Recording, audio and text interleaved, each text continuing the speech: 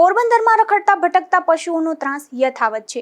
કેટલાક શખ્સો આ ત્રાસમાંથી પોરબંદરના નાગરિકોને મુક્તિ મળે તેમાં ખુશ ન હોય તે પ્રકારની કામગીરી કરી રહ્યા છે, તો બીજી તરફ મહાપાલિકાનું તંત્ર પણ આ બાબતે મૌન ધારીને બેઠું છે।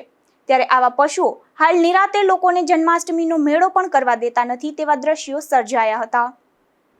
પોરબંદરમાં વર્ષોથી રખડતા ભટકતા પશુઓનો બેફામ ત્રાસ જોવા મળી રહ્યો છે। અનેક વખત વ્યક્તિગત તથા જુદી જુદી સંસ્થાઓ દ્વારા રજૂઆત કરવામાં આવતી હોવા છતાં મહાપાલિકાનું તંત્ર કોઈ નક્કર પગલાં લેતું નથી। આવા પશુઓના કારણે અનેક લોકો ઇજાગ્રસ્ત બન્યા છે।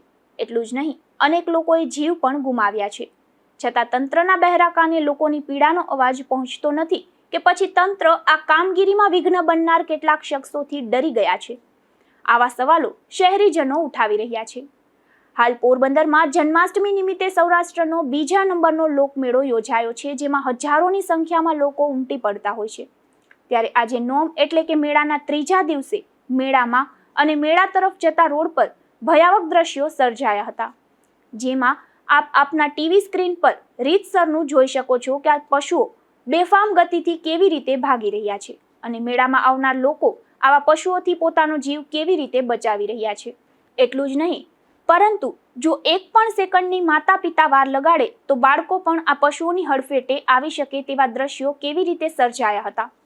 દર્શક મિત્રો, આજે અમે જે વેદના રજૂ કરીએ છીએ તે માત્ર અમારો અવાજ નથી, પરંતુ આવા રખડતા ભટકતા પશુઓના ત્રાસથી પીડાતા પોરબંદર શહેરના હજારો નાગરિકોનો છે।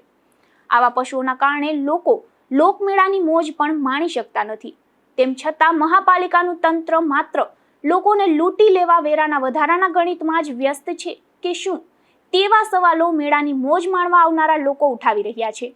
નિપુલ પોપટ સાથે અશોક થાનકી, ગુજરાત ન્યૂઝ, પોરબંદર।